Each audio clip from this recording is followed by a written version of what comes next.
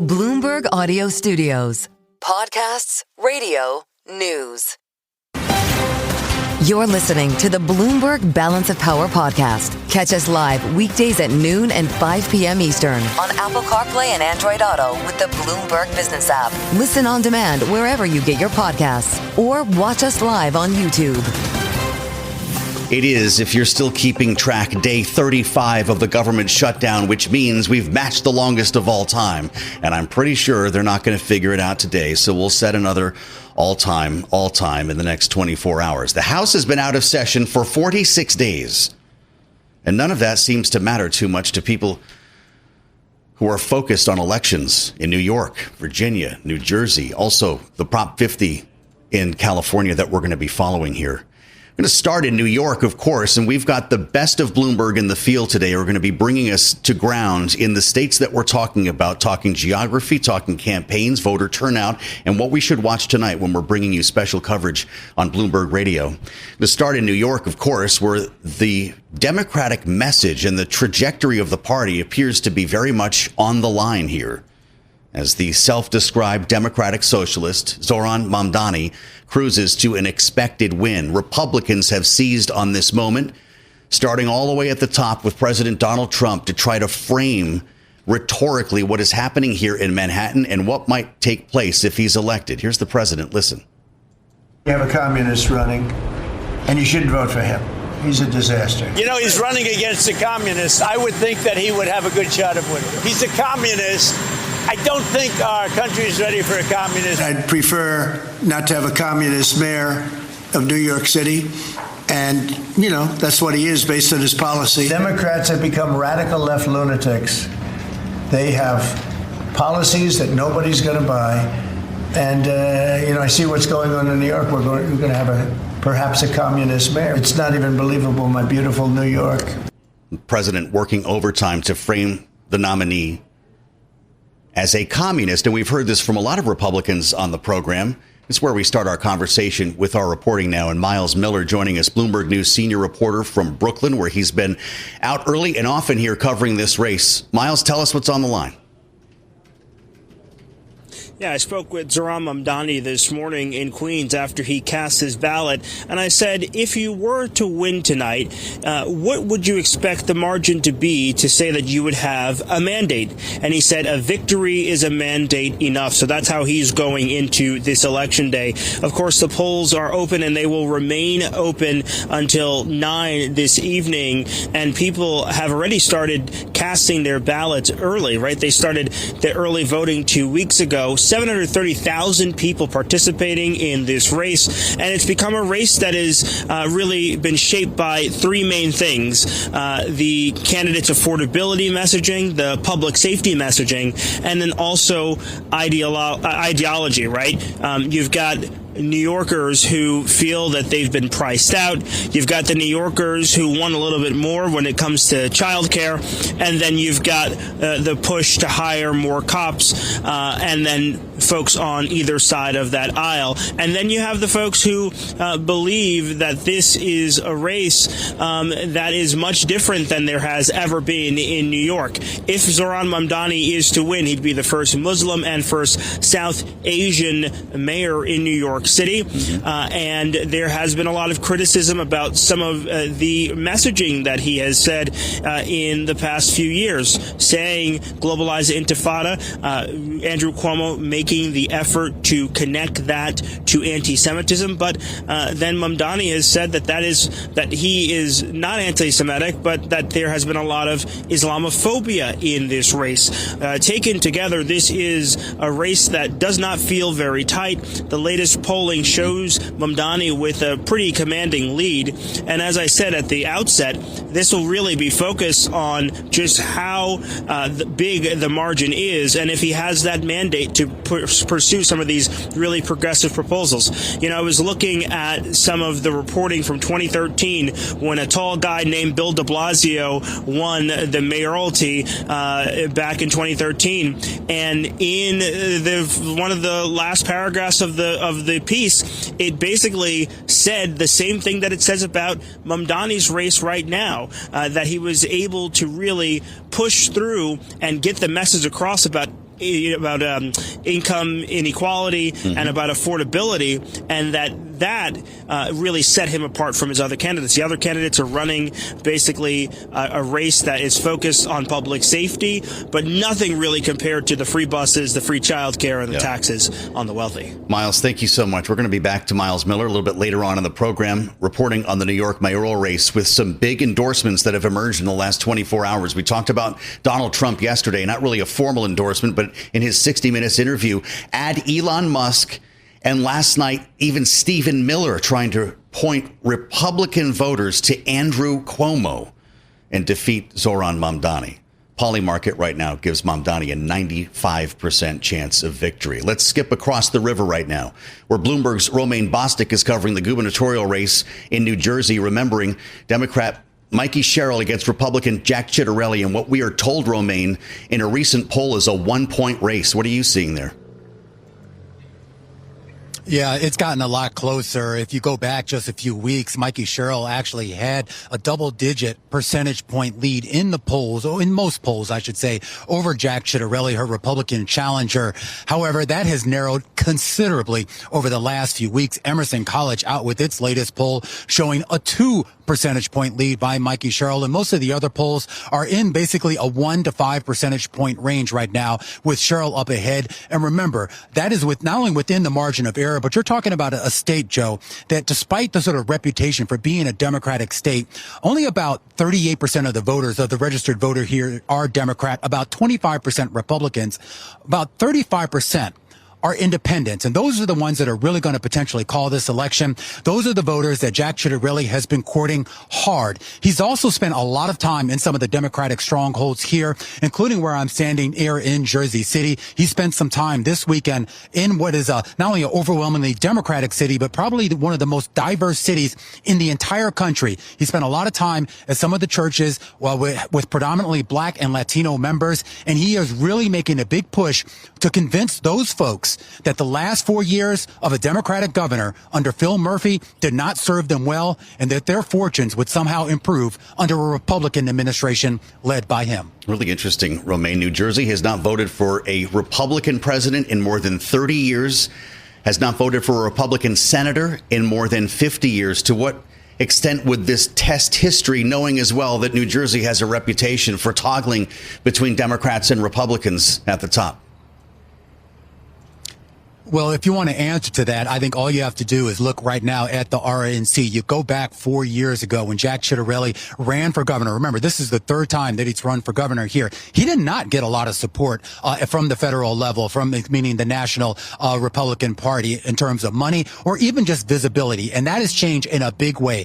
Even though Donald Trump himself has not physically been on the campaign trail with Ciattarelli, a lot of his surrogates have shown up with him. A lot of the Republican members of Congress have been out here. A lot of members of the RNC and elsewhere have been out here as well, and they funneled a lot of cash to his campaign. They look to what Donald Trump did over the last few years, losing to Biden 4 years ago by a 16-point margin, but then losing to Kamala Harris just last year by only a 5 percentage point margin. And that has a lot of Republicans in Washington thinking that maybe, just maybe, they can even flip this state when we get to the next presidential election in 3 years. That would be something, Romaine. Really glad you're out there for us, and we'll be checking back in with Romaine Bostick throughout the day and throughout the evening with special election coverage starting at 5 p.m. Eastern Time, an extended edition of Balance of Power on the late side. I do want to mention quickly, as we throw the full resources of Bloomberg News at covering this election today, we've still got our eyes on the shutdown, and the FAA has just issued a ground stop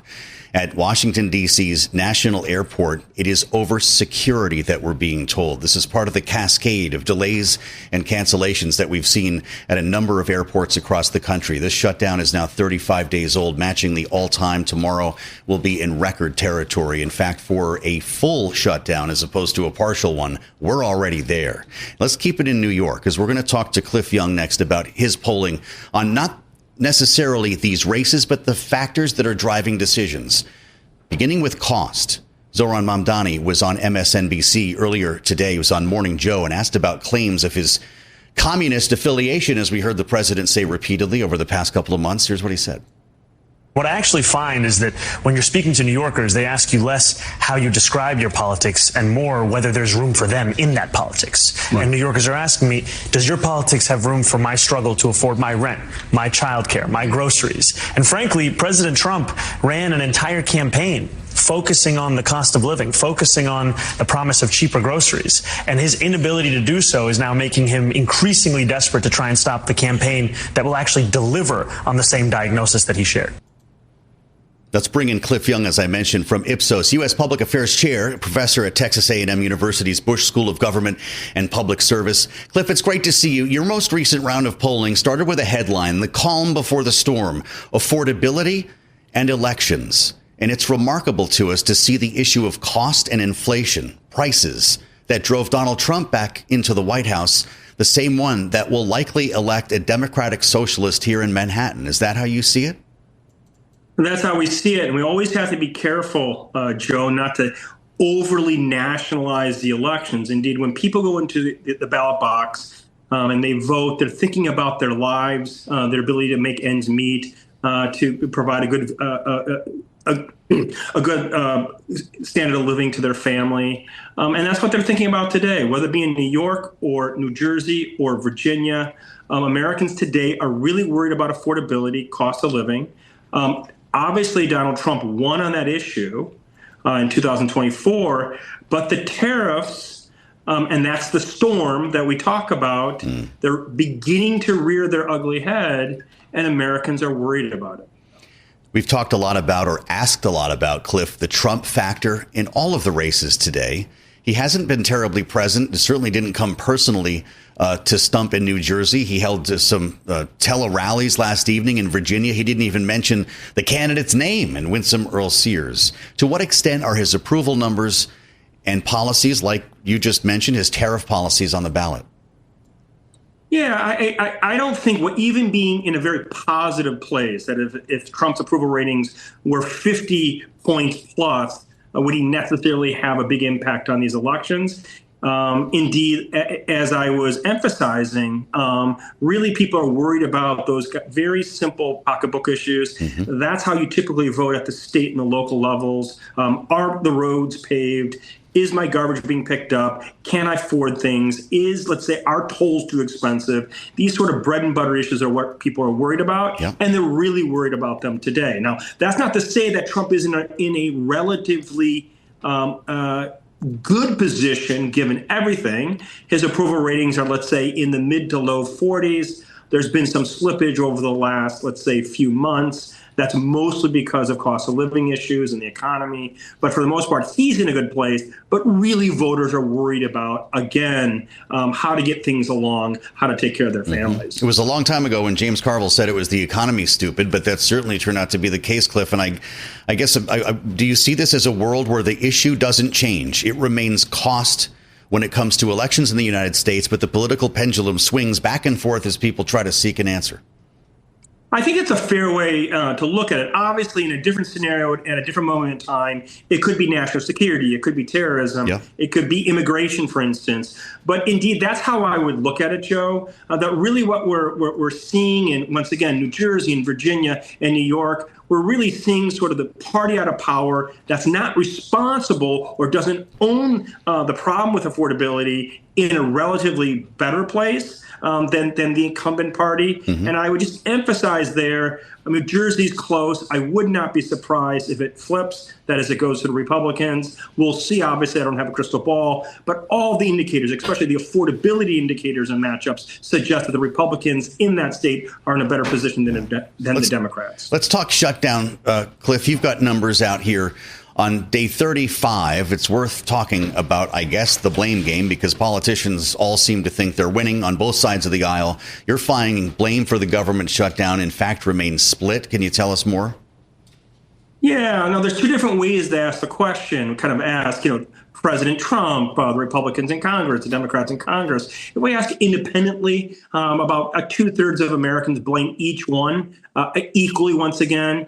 Now, if you put Republicans and Trump against the Democrats, the Republicans together with Trump, hold more of the blame than Democrats. It's about 45% versus 33%. So yes, it's a pox in all your houses. We've said that before. But if you're looking at the relative odds, Americans are seeing it being more of a red problem than a blue problem. But once again, it only will matter really if it impacts their pocketbook. There seems to be a sentiment out there that the government shutdown is just waiting for these elections to pass. We're going to be back open this weekend. Do you have any polling, or have you seen any research that would indicate that the election itself is an inflection point in the shutdown?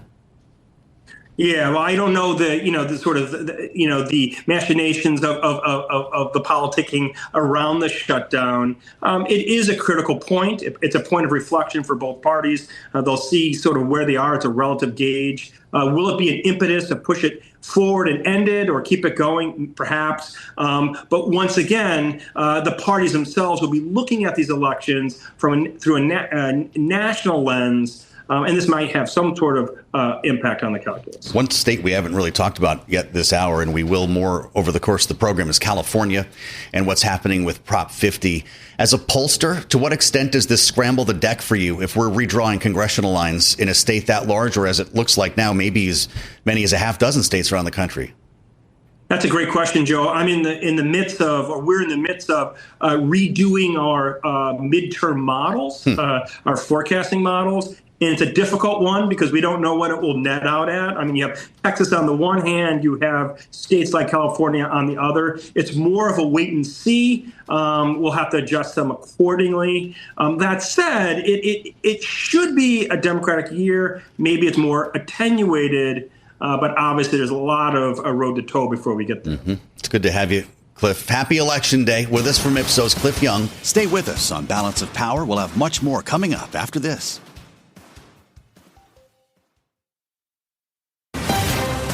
You're listening to the Bloomberg Balance of Power podcast. Catch us live weekdays at noon and 5 p.m. Eastern on Apple CarPlay and Android Auto with the Bloomberg Business app. Listen on demand wherever you get your podcasts, or watch us live on YouTube. Keeping tabs on a series of races across the country here.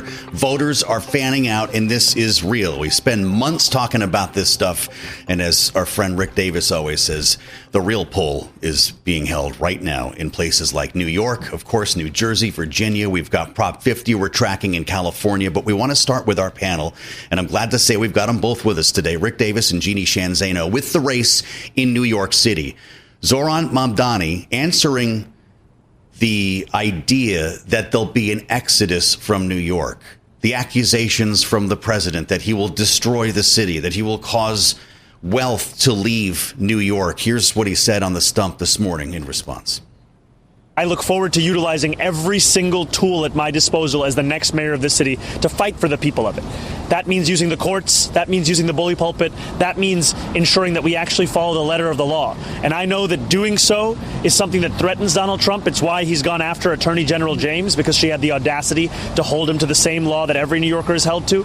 But I will not be intimidated by this president. I will not be intimidated by anyone, because my job here is to serve the people of the city. Answering threats as well from the president that he'll pull federal funding from a city like New York if a self-described democratic socialist, or as Donald Trump calls him, communist, ends up running the city. Let's get into it. They're both here. Bloomberg Politics contributors Jeannie Sheehan Zaino and Rick Davis. Jeannie is our Democratic analyst, democracy visiting fellow at Harvard Kennedy School's Ash Center.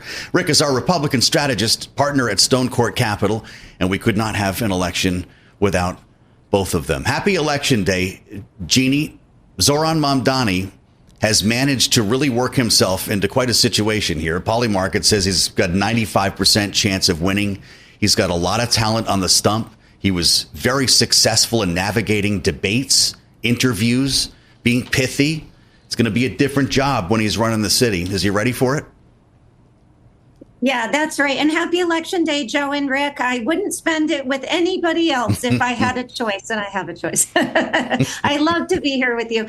I think this may be your last visit to New York City before the communist red descends on it. People are fleeing. This is what we're hearing. And of course, Running is one thing, governing is something else. We haven't seen Mamdani do that in an executive role. And there's a good deal of consternation in the Democratic Party in New York City and New York State and the country as to how he'll perform. So if he wins, we're going to be seeing that. But the reality is that New York City is its own sort of Democratic primary today, is the way I think about it. We are thinking about and seeing in real time Democrats fight it out as to what the future of the party should be. It is a microcosm in that sense of the party, but it doesn't tell us, I don't think, an awful lot, as we will see in New Jersey and Virginia, about where we sit in terms of the party versus the Republican Party. So I think it's going to be telling, but I don't think it is going to be, we're going to be able to extrapolate from that to the broader country as a whole. Is that how you're looking at this, Rick, that this is not so much a Democratic story, but a New York story? Not really. I think it's a little both. The reality is that Mamdani is redefining what it is to be a Democrat, whether the Democratic Party likes it or not, right? And I don't think they like it. But he's the energy in the party right now. I mean, there's no question of everybody we're going to talk about today, whether it's potentially a Democratic governor of Virginia, a Democratic governor of New Jersey, Mamdani's going to get the lion's share of discussion as to what the future of the Democratic Party is going to be. And both those others are moderate Democrats. They're not getting any attention. Where's the respect to the moderates? And so the reality is Democrats have an image problem. They have not well defined themselves post Biden-Harris. And now they've got this young upstart, could be the youngest mayor of New York City since the 1800s. Wow. I mean, that's a long time, even older than me. And so, the reality is the Democratic Party is going to have to deal with this. And I think that's the definitional thing. I don't think it's going to matter to Republican politics or whatnot. But the reality is, the Democrats are going to have a hangover tomorrow morning if he winds up being mayor of New York. Wow. What do you think of, Rick, the Republican efforts to back Andrew Cuomo at the last minute? You've got a Stephen Miller endorsement last night for the former Democratic governor. What's going on here? Yeah, that'll go a long way in New York City. Yeah, so, are they making it harder for Andrew Cuomo? It does seem like it's a little self-aware, right? Because, I do think it makes it harder. I think Donald Trump, basically endorsing him at the last minute and then saying, I'm going to wreak havoc on the people of New York. Well, that's going to convince him that his endorsement goes somewhere. I don't know. It doesn't make any sense to me, honestly, the campaign hack that I am. If I were Donald Trump and Stephen Miller, I would have focused on Curtis Sliwa, the Republican, because those votes that he has would go to Cuomo if they thought Cuomo could beat this guy. And to try to get him out, you mean? Absolutely. Yeah. Well, not even get him out. Just bleed the votes. Curtis is in double digits. He is the reason that Cuomo's not competitive. That's it. Incredible. Short stop. Yeah. And so rather than endorsing Democrats, it wouldn't be the first Republican that Donald Trump threw under the bus. And so I don't know why that bus isn't rolling into New York right now. Wow. All right, Jeannie, where's your heart on all of this? To see Republicans backing the former he's still a Democrat, even though he's running as an independent in this case.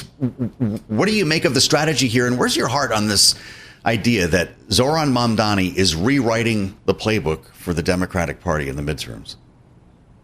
I think we're hearing, and we've heard it from many Republicans. I think we're hearing it from our dear friend Rick Davis right there. Their wish is to hang Mamdani over the Democratic Party as this be-all and end-all. I disagree. I think Abigail Spanberger gets a lot of attention. I think we have incredible Democrats across the country. Look at what is happening in California with Governor Newsom, who's been able to, if this turns out the way polls suggest, pass Prop 50 and meet Donald Trump's attempt to gerrymander Texas. So there are no shortage of more moderate Democrats in the party. And I think we have to look at the context in which this election occurred. Had moderate Democrats put forward a candidate who Democrats could get behind, who had not just left the governor's office under allegations of sexual assault or impropriety in that way, who had not left under this veil of shame as he did, there is a chance that Mamdani would not have won that primary. But you look around New York and find me moderate Democrats who are thrilled with the choice of Cuomo. Those who are voting for him are doing so out of fear of Mamdani. So I don't think this is a sort of clear choice in that way in terms of what the Democratic Party has become. I do think we are seeing a lot of frustration, and rightly so, on the part of particularly young people who are saying this entire system, capitalism in particular, is not working for me.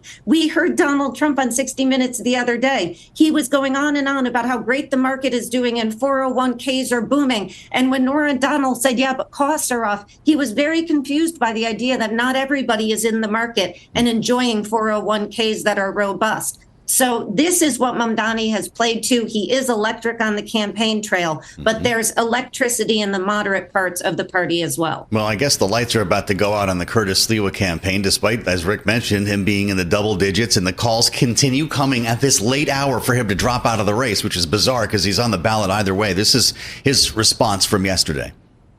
Even to this day, we're 30 hours away. Oh, you're going to drop out. Are you out of your mind?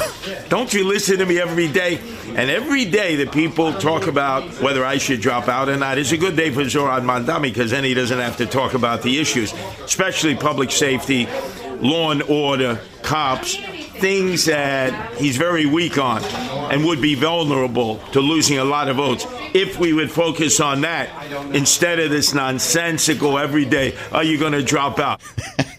He's had a couple turns at this, Rick. Is this the last one for Curtis Sliwa? First of all, I'm glad to see the beret is back. It is back. It is his definition. And look, it's never been the last hurrah for Curtis. This is his third race that he's run unsuccessfully. Look, I think the Republican Party in the state of New York really needs some soul searching, right? I mean, the reason we're not more competitive is because we're not putting competitive candidates in. Could you imagine if it was a one-on-one with a Republican right now? We'd be at 55%. Wow. I mean, a Republican could win in New York City against Mamdani. He's only getting 40-some% of the vote. 60% of the city doesn't want him. Imagine. So at some point, the party's got to realize that if they just keep, whistling past the graveyard on elections, then they're never going to win. So you need a real candidate for the next election in New York City. Absolutely. I would start today, looking at who are you going to recruit? How are you going to train them? How do you get them an organization stood up? It's not like we haven't won Republican victories in New York City. Sure. We have. It's just, it takes a good candidate. And candidate recruitment matters, and this party has not been doing it. It's really something. Jeannie, I don't know what's going to happen to Curtis Sliwa or the feline vote for that matter. But what if Zohran Mamdani was running against a moderate Republican in New York? Would this be shut down already? It would, and I think you're hearing a similar, it could be, wouldn't say it would, but I think you're hearing a similar story on both sides, and it's reflected in the polling.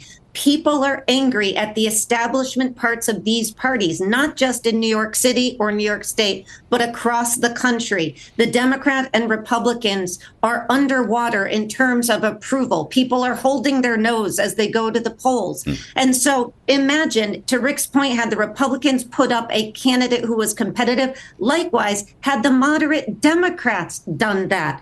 Zohran Mamdani will tell you himself, he was at 1% in the polls when this primary started.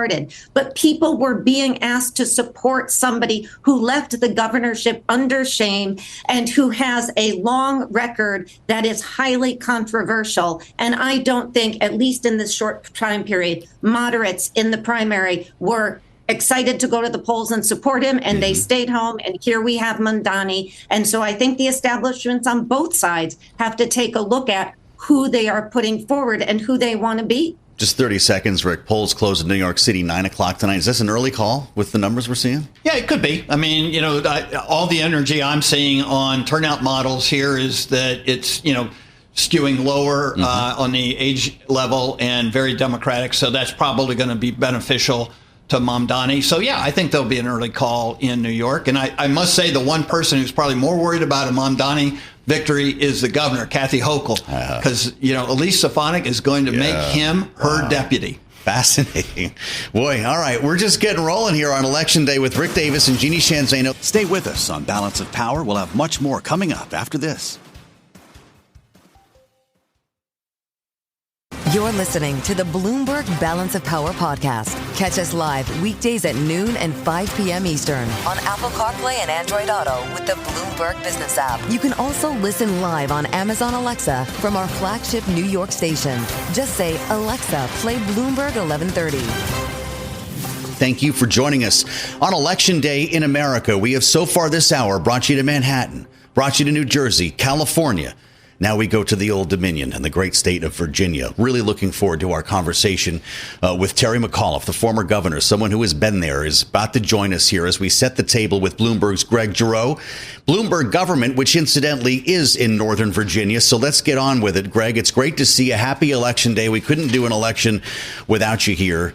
We talked about how close the race appears to be in New Jersey a short time ago. We've talked about the blowout that's expected for Zoran Mamdani in Manhattan. How about the gubernatorial race in Virginia, where there have been big questions about candidate quality on the Republican side and what many are framing as a layup for Abigail Spanberger?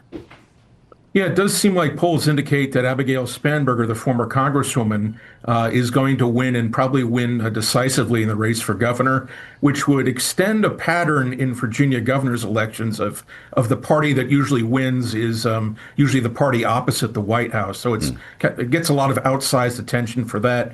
We see that in New Jersey as well, though the pattern is not as clear.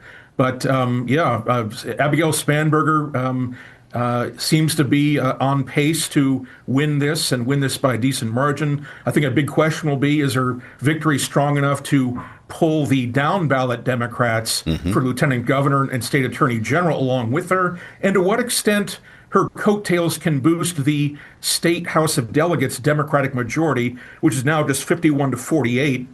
Democrats are seeking an expanded majority in the state house, not only to help shape state policy the next 2 years, but because they also want to redraw congressional district lines in Virginia, and they would need Democratic government to do that. That attorney general race in Virginia is an interesting one. Jay Jones, the Democrat, who is, and when I drive through my neighborhood, I see his name on signs with Abigail Spanberger, and of course was caught in a scandal over text messages in which he was wishing violence, political violence, upon an opponent. Republicans, his challenger, Jason Miyares, have seized on this. To what extent could this be an issue for Democrats? And does Abigail Spanberger need to get him elected tonight? Yeah, I mean, I think the margin for Spanberger may be kind of decisive in determining whether she can pull Jay Jones over the line. Obviously, the bigger the margin for her, I think the chances that Jones can weather this increase, although polling indicates that certainly this texting issue, the scandal from 3 years ago when he sent those violent text messages, has really hurt his campaign, and polls show a pretty close race between him and the Republican incumbent Jason Miyares.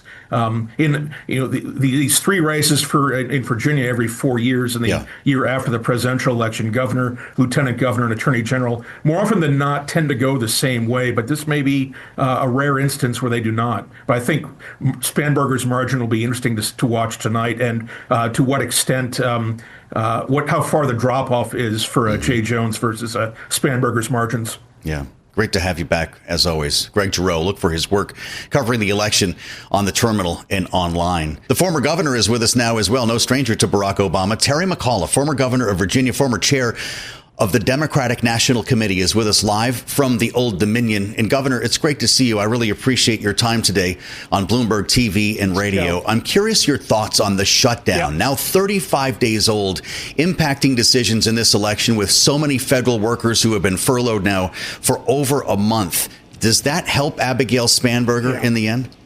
Absolutely.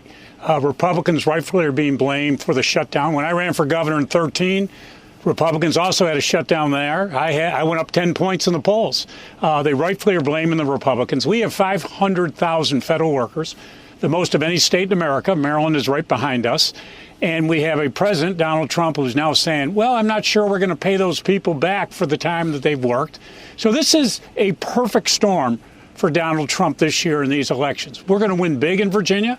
We're going to sweep the statewide. I think we may get to 60 House of Delegate seats. But ever since Donald Trump has come into office, Joe, our economy has been decimated. Our third quarter GDP went from 6 to 1.7. 7 straight months, unemployment has gone up. We have had the DOGE cuts, the federal contract cuts, now a shutdown. We've seen 3 rural health centers closed. Trump has been a disaster for Virginia. This is a lot like 2017 when Trump won in 16. We won the governorship by 9.5 points. It's turbocharged this year because it comes down to affordability. People are paying more for groceries. They're paying more for energy. And now, because of the big ugly bill, they're paying more for health care. So it's going to be a big night, not only here, also in New Jersey, also in California, also in New York. I'd actually love to get your take on some of the other states as someone who helped to run the party or did run the party at one point. But when it comes to Virginia, there have been questions about candidate quality on the Republican side. Governor Donald Trump held a tele-rally for Winsome Earl Sears last night and never actually mentioned her name. What do you make of Republican selection in this case? Would you have a harder race against someone else? Yeah, I mean, it's a ticket hard to make up. A very erratic ticket. The lieutenant governor, who's now running for governor, Earl Winsome Sears, is very erratic, has not talked at all about the economy. You know, one other president ran said it's the economy stupid. Well, it is again this time. And she has not talked about the economy. You have a lieutenant governor, Republican candidate for lieutenant governor, who has had a whole slew of issues, and they've had no money. So it's really a perfect storm. And our candidate, we got great candidates. Abigail, I've known Abigail for years. She's been a great member of Congress. She will focus on job creation, health care, education funding. And, you know, Joe, at the end of the day, that's what voters want. And that's what they really want with their state elected officials. Remember, we build your roads, we run your health care, we run your education. And they just want all this bickering that goes on to stop. They want results. And that's what you're going to get with Abigail and Hashmi. You're going to get it with our Attorney General, Jay Jones. And that's what people want. You're going to get. It's going to be a historic win tonight. And I should say, the first woman governor in the history of the Commonwealth of Virginia we're actually going to be able to elect tonight. You mentioned Jay Jones. I have to ask you about his campaign, as we were just discussing with Greg Giroux. Are you concerned about this text message scandal? We hear about it a lot in an age when political violence is a real concern. Do you wish that he came out and apologized and was more deliberate in that effort? Yeah, well, Joe, he did come out right away and apologize. Abhorrent comments. I mean, nobody should talk about political violence. You know, I hated it. You know, I didn't like it when Donald Trump came out and said I could shoot someone on Fifth Ave and people will still vote for me. There is no place for that today. But I have personally known Jay for a long time. I knew his father, who recently passed, was a well-known judge down in Hampton Roads. His mother was a judge. His grandfather was a great civil rights attorney. So I know Jay's background. He will be a great attorney general. And here's the key point. Very important, Joe. So you have Jason Myers, the Republican for Attorney General, who is in lockstep with Donald Trump. He should have sued Donald Trump, the administration, on the DOGE cuts. He should have sued on all these federal contracts that we lost here in Virginia. So you now have not one Republican in Virginia in the last 10 months who's come out to defend Virginians, to support Virginians. But no, all they want to do is support Donald Trump, and our economy is anemic. And Governor-elect Abigail Spanberger tomorrow, she's going to have to deal with a crisis in our health care and jobs, all because of Donald Trump and the Republicans in Virginia who have been too scared to stand up for the people who they should have been representing. Donald Trump has invoked energy as a major issue in the campaign. And, of course, it speaks to costs and prices across the board. He said if affordability is your issue, this is on Truth Social, vote Republican. Energy costs, and as an example, are plummeting close to $2 a gallon gasoline. When energy goes down, everything else follows, and it has. I guess my question for you, Governor, is with the data center capital of the world in Virginia and more data centers coming, is it possible for a Democrat or a Republican to promise to control energy costs when we see such demand for energy in high tech? Yeah, very good question. When I was governor, there were a lot of data centers. You know, I was very proud. I was a jobs governor. I recruited 2,100 companies, 210,000 new jobs I brought to Virginia. I did the Amazon deal and a bunch of other big deals. But in order to do those deals, Joe, you need energy. Yeah. If you're going to bring in those high-tech companies, you need to provide them with energy. So I come from a place as a Democrat. I've been very vocal. I'm for all of the above. I did the largest offshore wind project utility in American history off the shores of Virginia Beach. I did solar panels, but I was all for natural gas. Mm-hmm. I lost 2 gigantic manufacturing projects that I could have brought to Southwest Virginia. But Dominion could not commit to me the long-term energy contract. So if we're going to grow our economy, we as Democrats, we got to be for all of the above. I couldn't agree more. I'm all for renewables, but let's make sure that we have everything in place so that we can grow jobs, we can grow manufacturing. And that's what the Democrats need to be talking about, all of the above, and let's do everything we can to grow our economy. This is going to turn out to be a much more pronounced conversation, Governor, that I'd love to continue with you even beyond the election. But give us your view nationally here. You ran the DNC. Frank Luntz told us last evening on Balance of Power that Democrats will sweep tonight. That also includes gubernatorial in New Jersey and Prop 50 in California. You obviously agree with him, I'm guessing, because it looks pretty close in New Jersey today. Yeah, listen, and play this tomorrow. I hope you put it on, Joe. I think Mikey probably wins by 5-6. Great. Went to the U.S. Naval Academy. I love her. I've known her a long time. Her husband, Naval Academy, captain of the rugby team. My son was captain of the Navy rugby team. So I love Mikey Sherrill. I love Abigail. I worked with her as governor. I think Abigail, Ralph won by 9 in 2017. I think Abigail could go 9-12. 60 House of Delegates, Joe. You heard it here. You play this back tomorrow. 59-60. It's a historic win for us. And we could win the California prop 2-1. That's a possibility, 2-1, and huge win in New York. So we sweep the board. Please play this tomorrow. And either I look like a great soothsayer or I'm one of the biggest fools in American politics. That's some confidence. That's a man with confidence. But I'm just telling you, But the dynamics of Donald Trump, he is minus. He's at, you saw the polls. He's the lowest of any president in American history. In Virginia, he's minus 15 points. He has destroyed our economy. Soybean farmers, because of the tariffs, they're going bankrupt. Rural voters in Virginia, farmers, going bankrupt because of Donald Trump. And it's just shocking to me that nobody, not one Republican, will stand up and say, Mr. President, you are wrong. This is hurting our economy. Show political courage. Get up and do what's right. I'm all about jobs. I'm a jobs governor. And we need someone in that White House who's focused on people's jobs, their health care, keeping energy prices low, keeping grocery prices low. So big night for us, Joe. Tomorrow, I want this thing replayed tomorrow at 1 o'clock. All right, producer James has his assignment. You're making his job easier, Governor. Terry McAuliffe, thank you for being here live on Bloomberg TV and radio on Election Day in Virginia and across the country. We appreciate your insights, and we will see. Let's see if Mikey Sherrill pulls out 5 or 6 points, and we'll play some of that tape back tomorrow with Terry McAuliffe. Great conversations across the board, and I want to thank everybody for being part of it. Thanks for listening to the Balance of Power podcast. Make sure to subscribe if you haven't already at Apple, Spotify, or wherever you get your podcasts. And you can find us live every weekday from Washington, D.C. at noontime Eastern at Bloomberg.com.